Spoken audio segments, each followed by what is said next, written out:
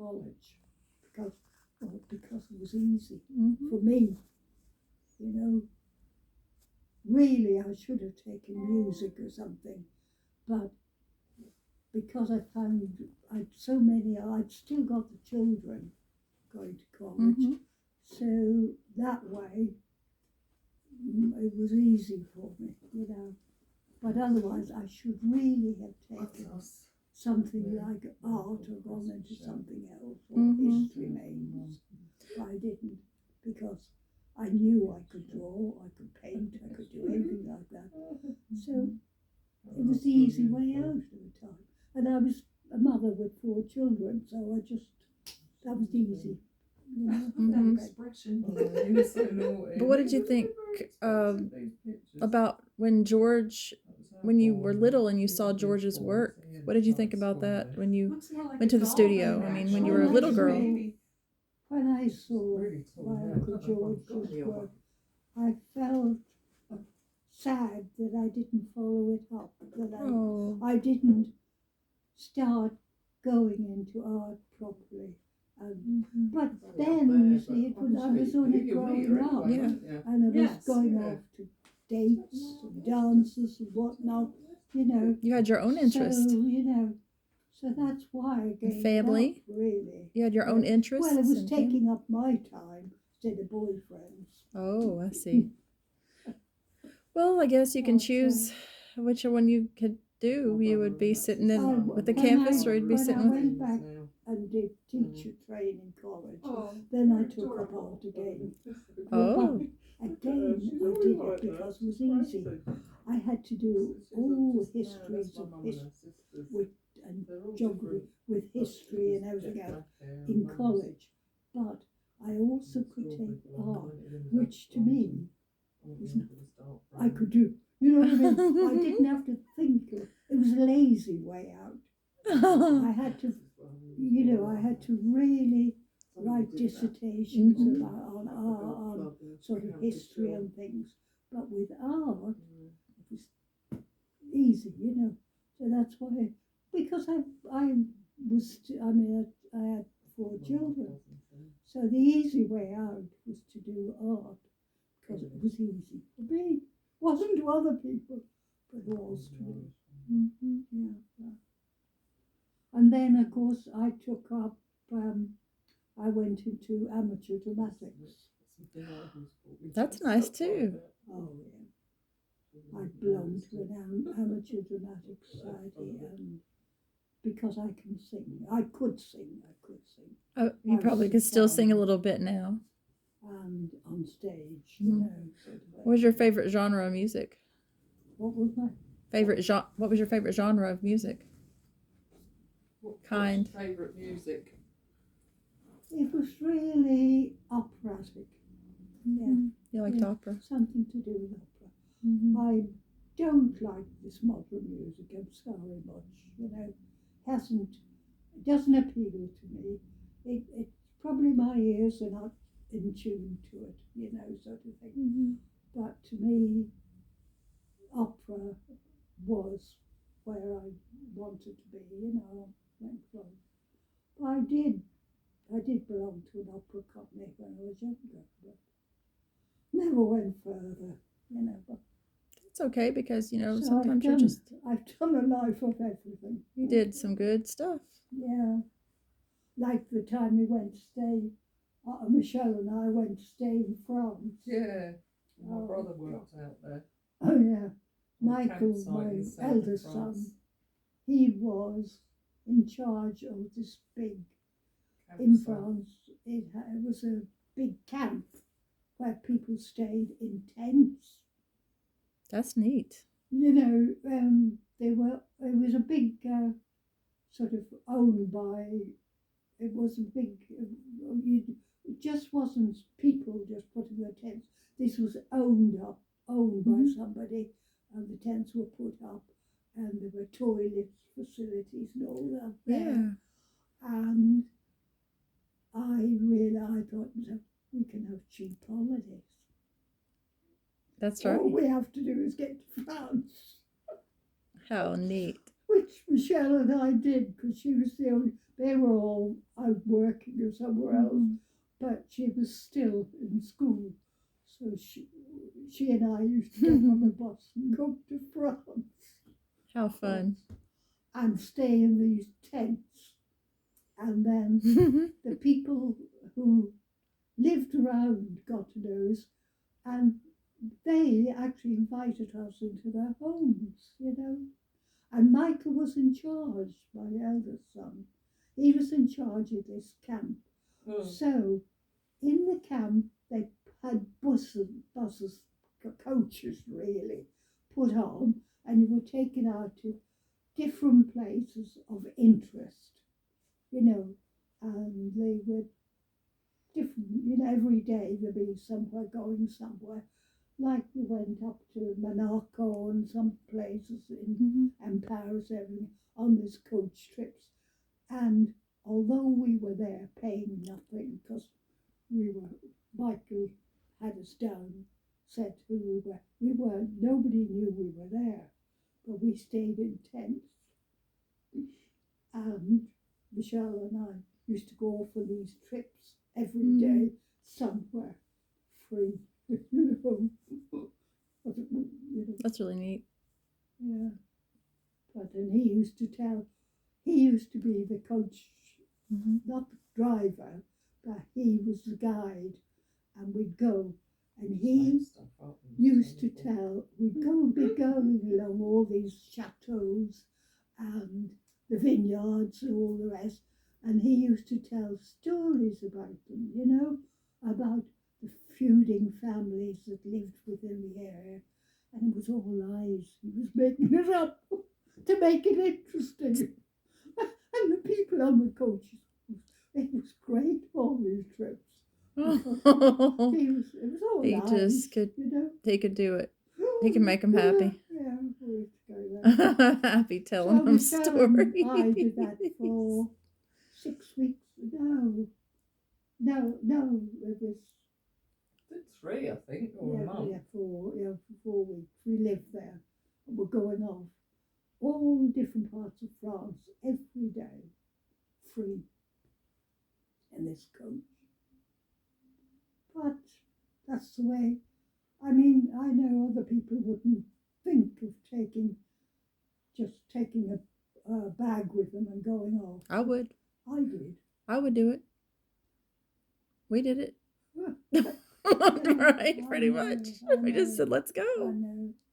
But I mean, no, not your average person. Your average person wouldn't think, let's just travel and have the best time and just see who we can. It's also meeting people and being afraid to talk to them, or even if there's different languages, you can more or less get across sometimes, you know, not always maybe, but we did that, you know.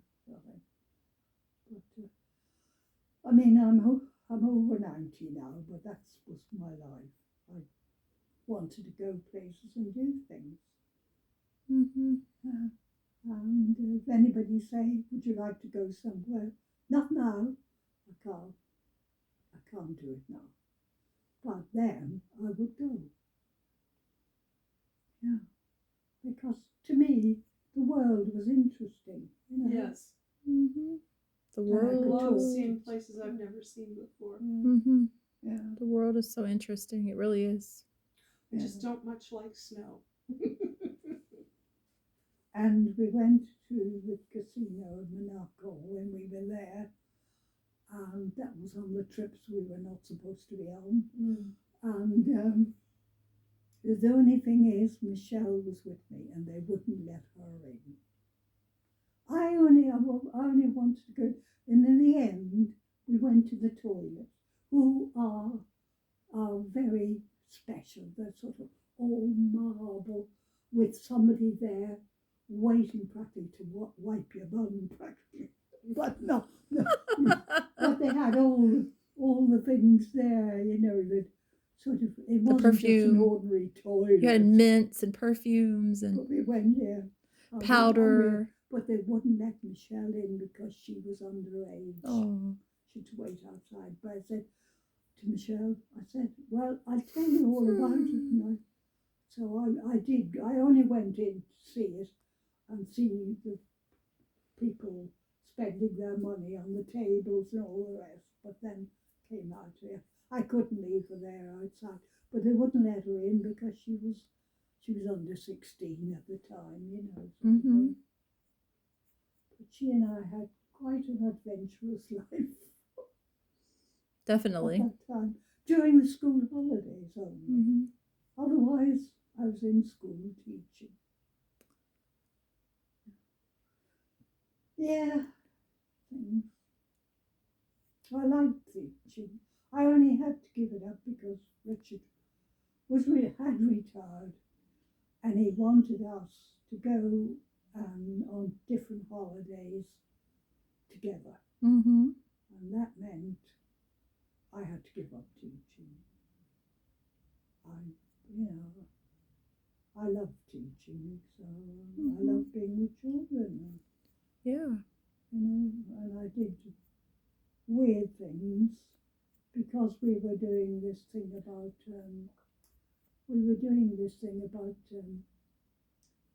prehistoric and sort of talking about dinosaurs Mm-hmm. and how big they were. It was a thing all on television. That I said, right, I said to my class, I said, we're going to draw one. So they were very good.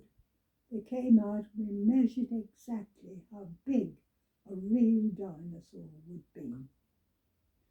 And then with chalk in the playgrounds. And then, of course, we then found out how many children would reach up to the top. It was all maths as well, you know.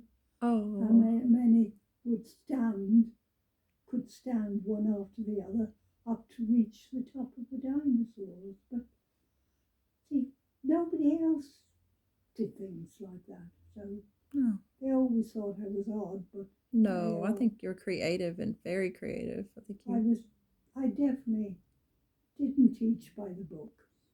There's no reason to. Because if you've got a brain up there and you can help a kid learn something, that's the best way to do it. Is do it a creative way.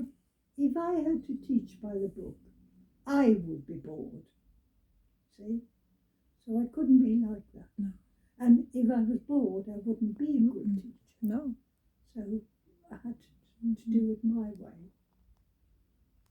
And then, I don't know, well, I don't think, sometimes I wasn't popular with some of them because I would get my class to put on a show that they'd done themselves and made masks and things for a story. And I'd invite some other class in to watch my class do it. Well, you never know. They didn't like it. Oh, well.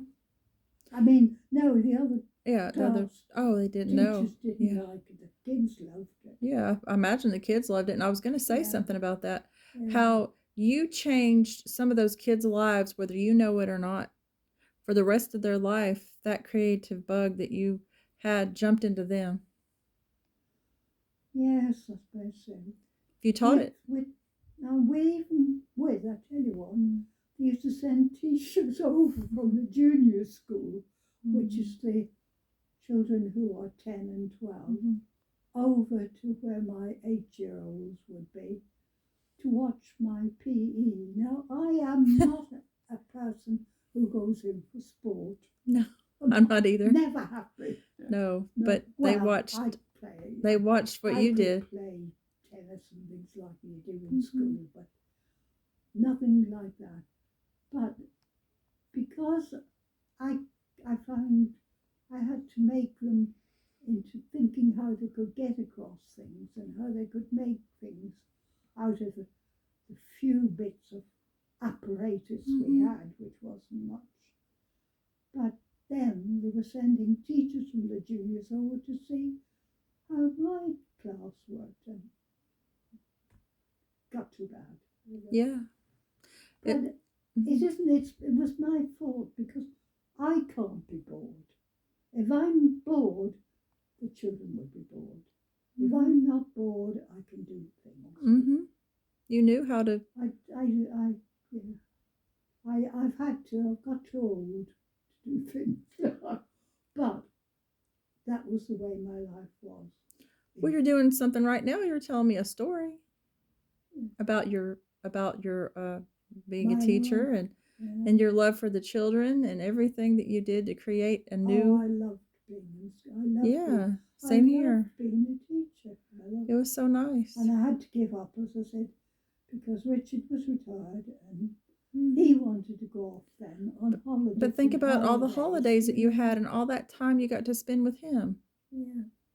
But then, I mean, you know, I spent all that time with him really together as we both retired. And that was good because you had the kids first and then them and you had different things that came from your life, right? You had different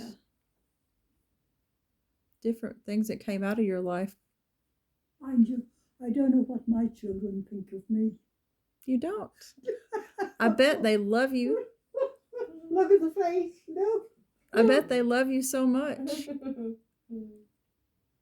You're so dear to them, I bet. Probably think some of my things I did were weird. I can't be bored. That's it. Really, I found a lot of life was boredom. I have to be out doing or meeting or doing, you know.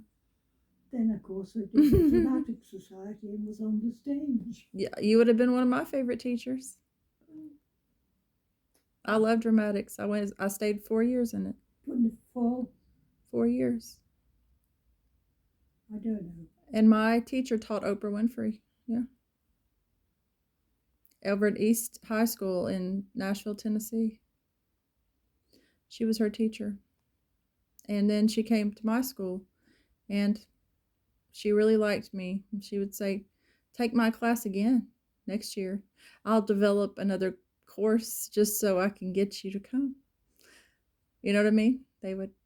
She would say, I've got life interesting. Yeah. They don't follow the rules. No. Always. And I would have went back and stayed another year, or if I could have went back, graduated and went back. But then guess what happened to me? Because I was in my child care teacher's class, and that's where my husband's going tonight. Guess where he's going? He's going to my child care teacher and her husband. They invited him to dinner tonight. So he's going over there. So she still liked me. My child care teacher and my acting teacher or dramatics teacher. They both all still liked me after school enough to still stay in touch. That's good. Mm-hmm. Or take care of, things. Yeah.